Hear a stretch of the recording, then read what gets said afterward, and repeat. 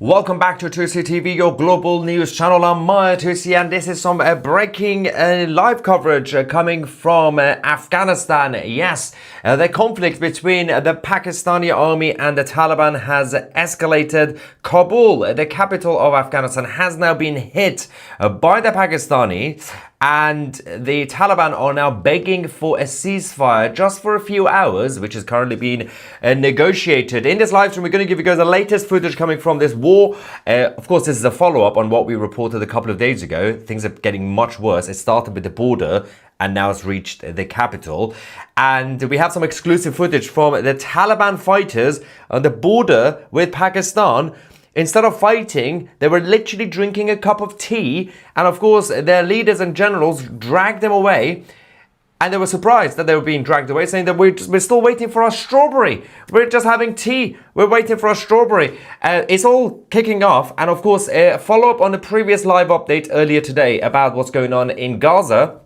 We now have a massive warning coming from Admiral Brad Cooper, the CENTCOM commander of the United States, sending a huge warning to Hamas. Of course, if you did watch that live stream, the US military are getting ready to punish Hamas for not releasing the dead bodies of hostages, but also not disarming. Let's go to Afghanistan first. The Pakistani Air Force carried out a new fresh wave of airstrikes a few hours ago this morning against the Taliban sites and military bases, this time in the capital, not just the border, but the capital in Kabul. Let's go to the first video. So several provinces in the eastern part of Afghanistan were completely hit on the third day of this conflict. Now, just a quick summary in case you might have missed what on earth is going on between these two sides, is the fact that the Taliban, who were once the proxy and the creation of Pakistan, are now basically poking the bear. And they've become a little bit more confident, and they want to destabilize the Pakistani government to install a caliphate, an Islamic caliphate in Pakistan, just like in Afghanistan. Which makes the whole thing very, very difficult for me, because I'm not the biggest fan of Pakistan, because Pakistan is not a real country, it's just an acronym. But having said that, in this situation, Pakistan did nothing wrong. And also nothing against the ordinary people in Afghanistan. This is a fight with the Taliban itself. There's a whole complication between the two sides, because culturally speaking, a lot of people from Pakistan are also basically, they have some issues culturally backwards. In Afghanistan, there's a lot of good people from Afghanistan, but it's just the fact that Taliban are in charge and they're completely destroying everything and everyone. There's another footage from Kabul, the capital of Afghanistan. Let's go.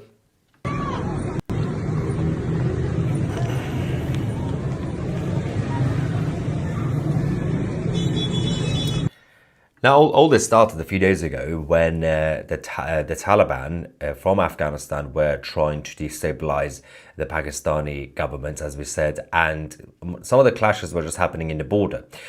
Pakistan decided to do a preemptive attack on the Taliban in Afghanistan because they said enough is enough. One of the main reasons is simply because Pakistan have been feeling left out. Pakistan, who were simply backed by the US and the West all this time. And the strategy from Britain and America was to keep Pakistan close so that they don't become too close to China. That didn't really go too well because the Chinese Communist Party managed to infiltrate and influence Pakistan. Having said that, that was the point of Pakistan. Afghanistan, under the Taliban leadership, with their allies in Russia and China, they have gone too far. So the Taliban have essentially created a new Afghanistan on the international stage. Their alliance with Russia and China is one thing, but the new alliance or cooperation with India is making things a little bit complicated for Pakistan, for America, and the rest of the West. Pakistan was basically the uncomfortable frenemy for the West. That's why at times the Americans essentially told Pakistan to fund and train some extremists and radicals. But of course, those radicals, they backfired and they started killing Hindus and Westerners and everybody else. Pakistan had been trying to clean up. They're still a very corrupt country, by the way. So they decided to say, well, we're going to be making more business deals. Afghanistan went to India and said, let's be friends. And now Pakistan, they said, whoa. You already got close to China. Now you got close to India. We are not happy. Now, footage from Spin Boldak and also Kandahar, where Pakistani Air Force bombed the Taliban's barracks. This resulted in dozens of casualties. We do have the latest footage from that as well. And then we're going to give you guys the update on the few hours ceasefire. So this is in Kandahar. And there is the... I'm also going to show you the footage that we have from the Taliban fighters essentially drinking tea instead of fighting. And... their own commanders had to go and drag them saying, what are you doing? We have things to do instead of drinking tea. Now, the Pakistani armed forces have officially confirmed that they have taken responsibility for the airstrikes on the Afghan capital, Kabul. Islamabad have also announced that they are getting ready for a short ceasefire just for a few hours. This will be between 24 hours to 48 hours ceasefire. This is not a real ceasefire, by the way. 24-hour to 48-hour max ceasefire. This is simply to regroup. But the Taliban side are desperate, so they are agreeing to that. But let's go to the latest. So this is on the, the drone footage that the Pakistani Air Force themselves obviously filmed to proudly boast about the fact that they reached the capital. Now, multiple explosions are also happening across the capital in Kabul. It's not just the military bases. Some of the other slightly paramilitary sites of the Taliban have also been hit, which, in case you don't know, in the capital, that is in the middle of the residential areas. Let's go.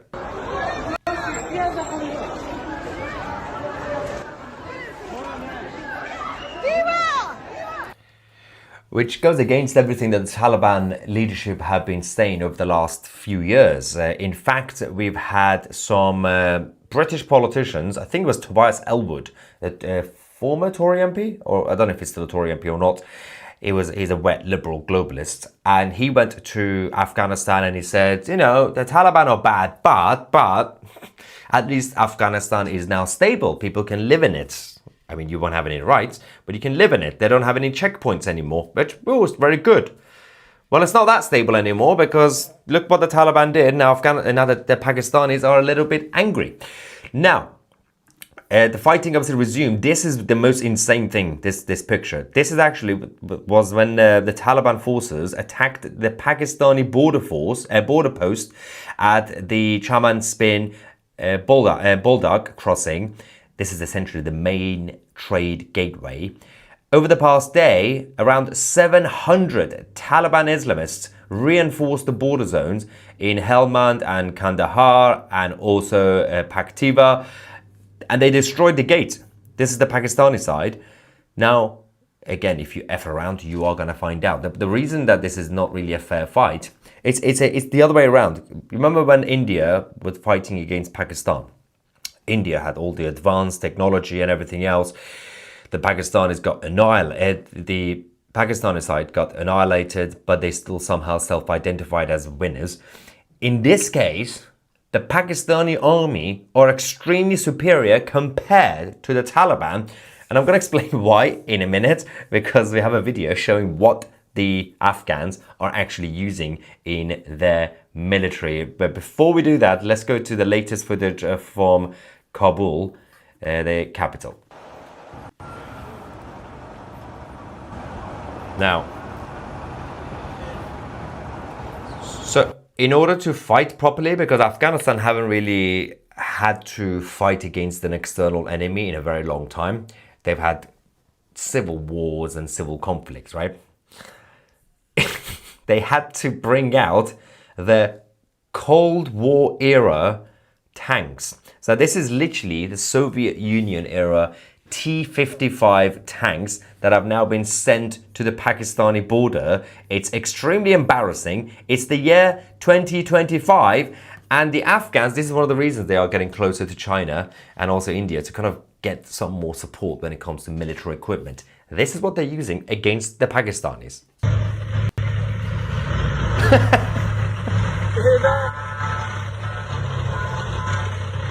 That is so bad. That's not gonna survive.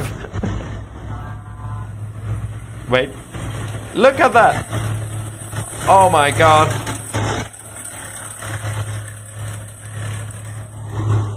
It's worse than what they were using in the 1980s between Iran and Iraq during that 8-year war.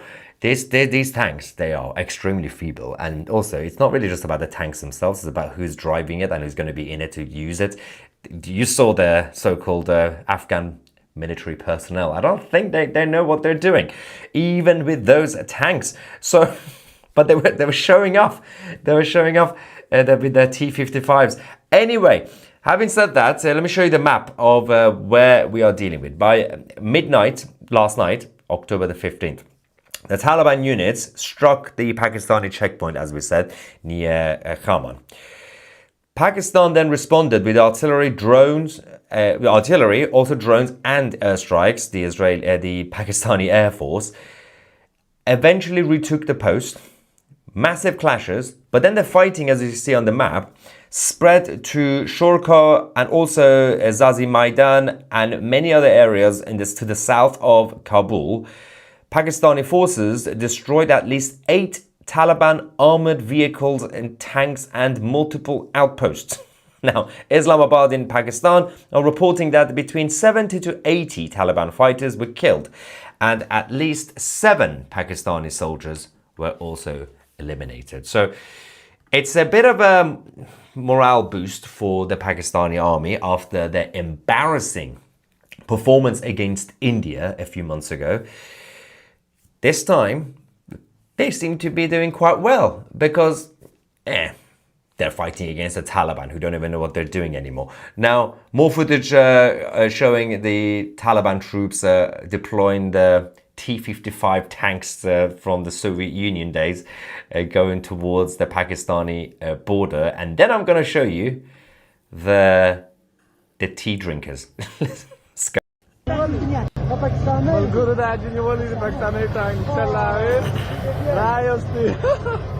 That is so bad. I think even the Afghans are laughing at that. This is it's so bad. That's such an old tank. Now, as I said, by the border with Pakistan, the Taliban fighters of Afghanistan, instead of there is literally gunfire all around them, right? I'm going to show you the video. They're sitting around drinking tea. And the rest of the leadership are like, come on, get up. We got to go fight. You can't just sit here all day. Watch this. Look, there's a tea. There's a cup of tea. Okay, let's go back. Look at this. Get up. You can't just hide. They're taking a break. They're hiding, having a cup of tea. It's the most embarrassing thing I've seen in a long time. Okay, I think we can now confirm the negotiations between the Pakistani government and the Taliban nutters in Afghanistan. Yes, breaking news, ladies and gentlemen. A short ceasefire has now been negotiated and confirmed. Yes, a 48-hour ceasefire starting at 6 p.m. local time, which is now, has now been confirmed. Islamabad's Foreign Office says that both sides will make sincere efforts through dialogue to find a positive solution to what they call, of course, a very, very complicated situation. It's not really that complicated, by the way, but you know, if they want to make it complicated, then they can. So for the next 48 hours, they're going to take a break, which is good news for those Taliban fighters who are finishing their cups of tea. They can go back to drinking their tea and see what happens. We do have another breaking news following our report earlier today about the situation in Gaza. The so-called peace deal, which is on the brink. Hamas can't find a lot of the bodies of the dead hostages. They released one dead body, which was actually not an Israeli, it was a Palestinian, and they just put them in a IDF uniform. Israelis could tell. And they are now refusing to disarm. The US government and the US president, Donald Trump, said that we don't care what they say, we will force them. If we have to force them, we'll force them to disarm. Obviously getting the US military to get the coalition, the international forces, to go in if they have to do this. Now we have a massive warning coming from the Americans.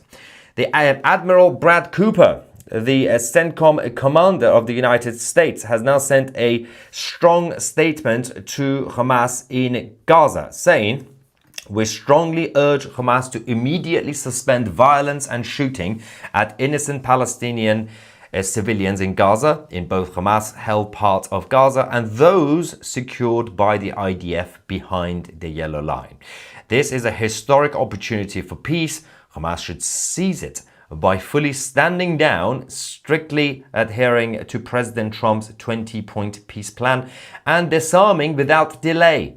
We have conveyed our concerns to the mediators who agreed to work with us to enforce the peace and protect innocent Gaza civilians.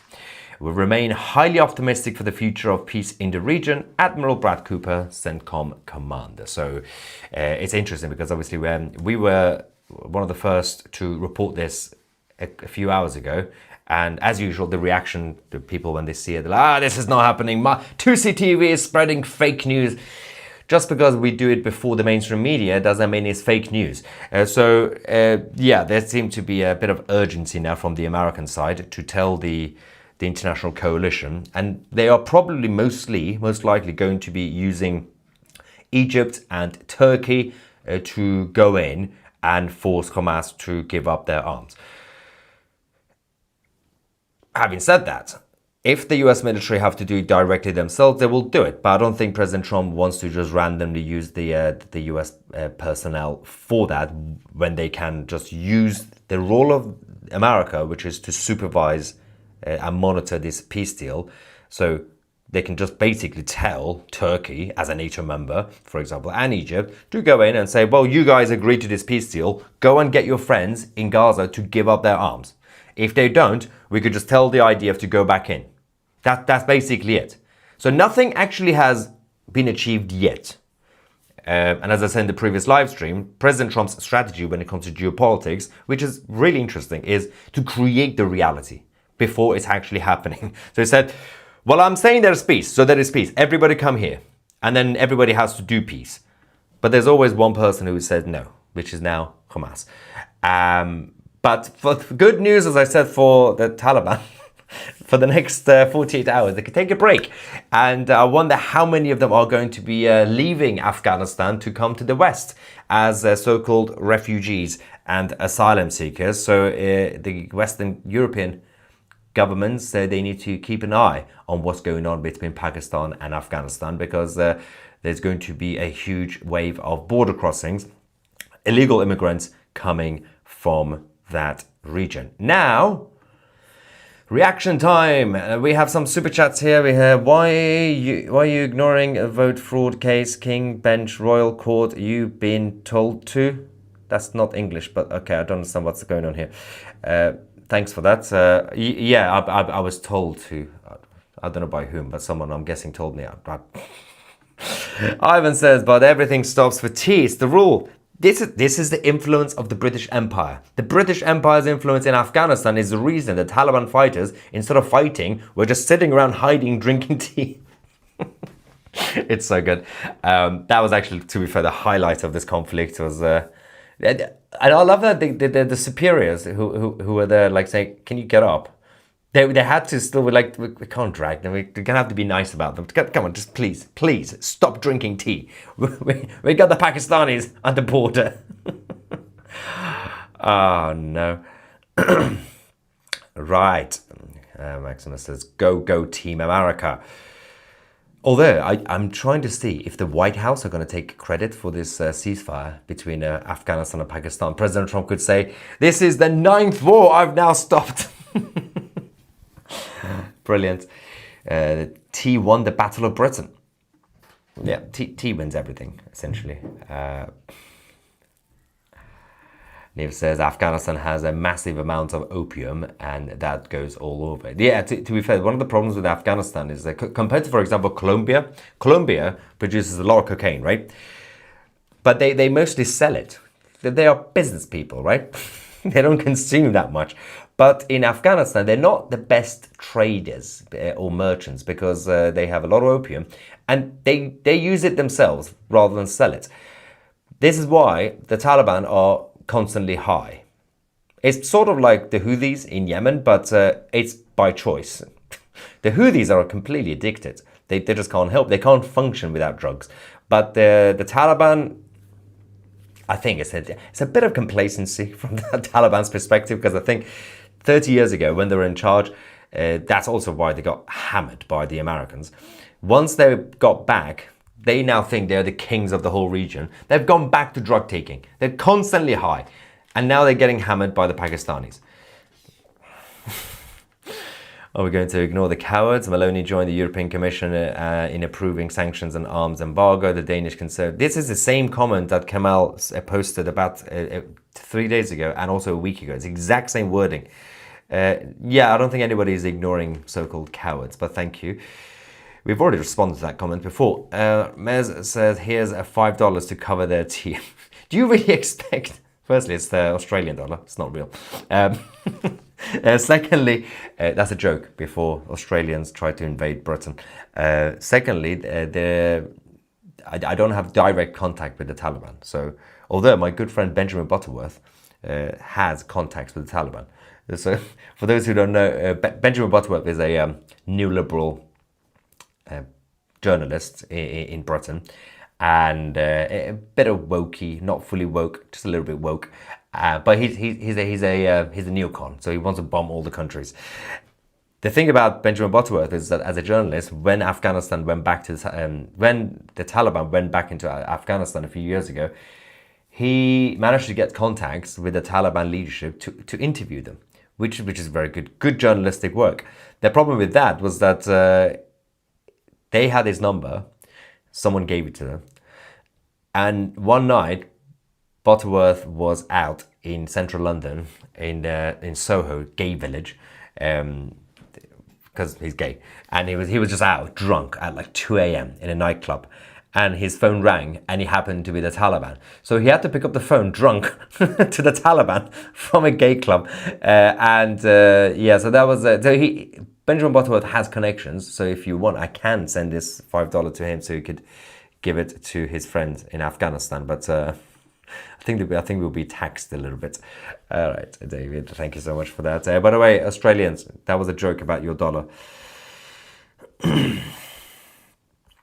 Someone is just saying, I don't have a home in the live chat. I don't know what to do about that. There's a lot of Taliban jokes, of course. Okay, isn't it interesting that a few months ago, because we were making fun of the Pakistani army because the Indians were superior. In this case, the fact that I am basically on Pakistan's side, that's really concerning. It's not really a good thing. I'm blaming Afghanistan for this. They are forcing me to back Pakistan. I feel dirty, but in this case, Pakistan did nothing wrong. Also, isn't it interesting that this conflict has been going on for a few days now between the two sides, and even though the international media haven't really been covering it properly, we have obviously on this channel, we have some people just spamming the live chat. If you copy and paste, you will get banned, just for the record, because that's just stupidity. We've been reporting, and people know what's going on. Especially the people who are politically aware know what's been going on between Afghanistan and Pakistan. There has been no protests organized by Greta Thunberg or her left-wing friends in any country about, for example, innocent civilians in the two countries who are basically collateral damage because of the Pakistani army and the Taliban terrorists. Nobody cares. Because the Jews are not involved, they don't care. Because the West is not directly involved, they don't care. That's the biggest issue. That is the biggest lesson about this specific topic. And again, do you really expect any of these guys to care? No Jews, no news.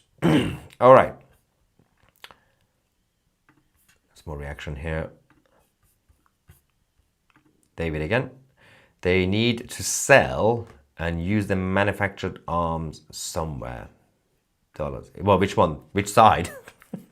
But the thing that the Afghans, they have some of the stuff that was left by Joe Biden. Clearly not the tanks. They had some armored vehicles. The tanks are still using the Russian tanks from the 70s. But